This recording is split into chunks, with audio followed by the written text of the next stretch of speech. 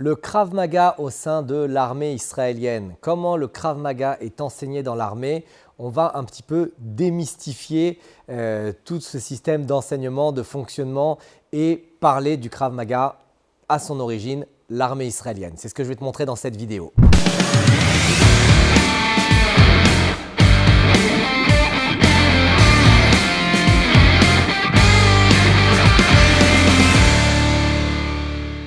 Alors, si tu ne le sais pas encore, j'ai été instructeur de Krav Maga au sein de l'armée israélienne en 2000, lorsque j'étais soldat pour l'armée israélienne. Et je vais te partager un petit peu mon expérience, te raconter un petit peu ce que j'ai vécu. Ça va être le thème principal de cette vidéo. Avant ça, je t'invite vraiment à rejoindre la liste de mes emails privés si tu veux recevoir les emails qui peuvent sauver ta vie.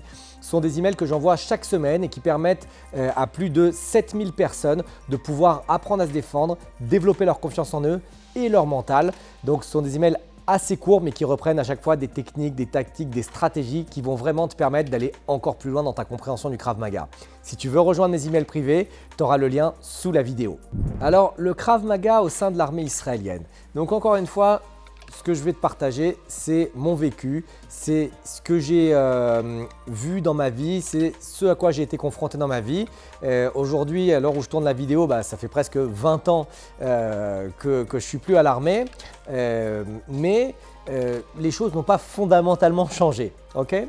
Donc, comment ça se passe? Lorsque j'étais combattant, j'avais une très forte attirance pour le Krav Maga et pour l'enseignement du Krav Maga. Je me rappelle encore la première fois où j'ai rencontré un instructeur de Krav Maga, c'est-à-dire un soldat qui avait un t-shirt avec marqué Madrir Krav Maga dessus, donc instructeur de Krav Maga, et qui est venu nous voir pour nous donner 2 heures de Krav Maga.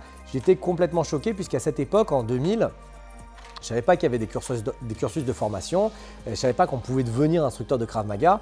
Donc du coup, j'ai tout de suite couru derrière l'instructeur à la fin du cours et je lui ai dit « mais excuse-moi Dimitri, est-ce que tu peux m'expliquer comment on fait pour devenir instructeur de Krav Maga ?»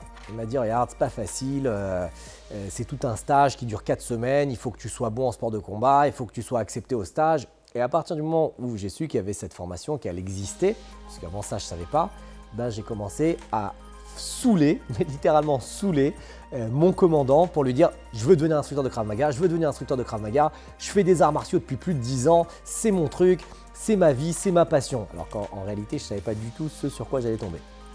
Et éventuellement, j'ai été appelé à ce stage et j'ai fait ce stage qui durait donc 4 semaines et j'ai fini major de promo de cette formation instructeur. Donc j'étais vraiment excessivement fier. Ce qui se passe pendant ce stage, c'est très simple, c'est 4 semaines avec 8 à 10 heures de Krav Maga par jour, plus un entraînement matinal et un entraînement du soir après la journée. Donc l'entraînement matinal et l'entraînement du soir sont des entraînements physiques qu'on appelle Ag Boker et Ag Erev, Imun Goufani du matin et Imun Goufani c'est l'entraînement corporel. Okay, donc c'est de la course, c'est des pompes, des abdos, des squats, du monté de corde, ramper sous les obstacles, etc. Et entre les deux, on avait 8 à 10 heures de Krav Maga. À l'armée, c'est spécifique pendant une semaine non-stop sur l'arme à feu. Okay, donc à l'époque on utilisait le M16, aujourd'hui ils ont mis en place le Tavor, c'est un fusil d'assaut israélien. À l'époque c'était le M16. Pendant une semaine on apprenait à utiliser le M16 pour pouvoir se défendre avec ou pour pouvoir attaquer avec. Ce qui correspond aux besoins essentiels de l'armée israélienne, c'est-à-dire ils ont leur arme dans les mains, comment faire pour attaquer, comment faire pour se défendre avec l'arme. Et voilà, pendant une semaine, c'était technique d'attaque, technique de défense, technique d'attaque, technique de défense. La deuxième semaine, elle était orientée sur toutes les autres armes, que ce soit couteau, bâton, etc. Et cette fois-ci à main nue. La troisième semaine, c'était orienté sur le combat, la détermination et l'agressivité, puisque c'est encore une fois quelque chose qui est essentiel à transmettre aux soldats. Et la dernière semaine, c'était l'intégration de tout ce qu'on avait vu pendant les 3 premières semaines. Donc, beaucoup d'éléments, beaucoup d'exercices de conclusion et beaucoup de combats. Le combat, l'agressivité et la détermination, ça correspond à une phase très importante. À la fin de ça, il y a eu des tests physiques et des tests techniques. Et une fois qu'on termine ça, on est déployé sur le terrain pour pouvoir enseigner aux différentes unités. Et dans l'armée, plus ou moins tout le monde va apprendre le Krav Maga, mais à des niveaux et des intensités différentes.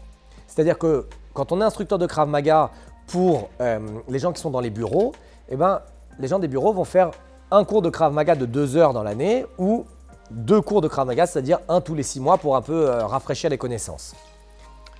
Si on enseigne à des unités combattantes, eh bien, pendant les 6 premiers mois de leur formation, ils vont avoir 2 heures par semaine. Si on parle d'une unité d'élite, eh bien, pendant quelques mois ou pendant quelques semaines, ils vont avoir 2 heures par jour. Donc en gros, en fonction du besoin, eh ben, on va enseigner beaucoup plus le Krav Maga. Mais il ne faut pas penser que n'importe quel militaire en Israël est expert en Krav Maga. D'accord ? Vraiment, il faut être dans une unité ultra spécialisée, c'est un peu comme en France, pour pouvoir avoir accès à beaucoup de systèmes de combat et surtout pour pouvoir en avoir la nécessité. Maintenant, à la question, qu'est-ce qu'on enseigne dans un cours en Israël et à l'armée, et quelle différence y a-t-il entre un cours militaire de Krav Maga et un cours civil de Krav Maga? Eh bien, ça n'a rien à voir, mais vraiment rien à voir. Dans la formation instructeur militaire, on a, allez, je dirais une quinzaine de techniques de Krav Maga maximum, mais pas plus. Par contre, comme je te l'ai dit, on insiste très fortement sur l'aspect mental, conditionnement mental, développement du courage, de la détermination. Dans un club civil, c'est l'inverse. On va insister beaucoup sur la technique parce que le civil, il peut s'entraîner 2 fois par semaine, 3 fois par semaine, 4 fois par semaine, mais pas sur ses 3 ans de service militaire. Il peut s'entraîner 4 fois par semaine pendant 10 ans, 15 ans, 20 ans. Moi, ça fait 20 ans que j'ai commencé le Krav Maga, je continue à m'entraîner. Du coup, le civil, on peut lui donner beaucoup plus de techniques. On va enrichir son panel technique, ses aptitudes athlétiques, ses aptitudes physiques, mais on ne va pas insister autant sur le développement des capacités mentales, du courage, de la détermination, parce qu'au final, le civil, le moment où il va être face à un danger, c'est plus rare qu'un militaire. Donc la façon de travailler, moi je donne toujours des ratios, c'est 80-20. À l'armée, quand je donnais un cours de 2 heures, 80% du cours c'est sur la détermination, le courage, l'agressivité, etc. et 20% de technique. Lorsque je donne un cours pour civil ou un cours ou un séminaire ou un stage ou même lorsque je forme mes instructeurs, c'est l'inverse. Il y a 80% de technique, on a le temps, on peut voir les gens souvent, on peut prendre son temps pour enseigner et par contre 20% de détermination, agressivité, courage, etc. Après au niveau technique, ça n'a rien à voir non plus. Les techniques qu'on enseigne aux militaires, c'est des techniques spécifiques avec le M16, c'est des techniques spécifiques de défense quand on m'attaque avec une hache, avec un couteau et que j'ai un M16 dans les mains et c'est pas ce qu'on enseignera dans un club civil.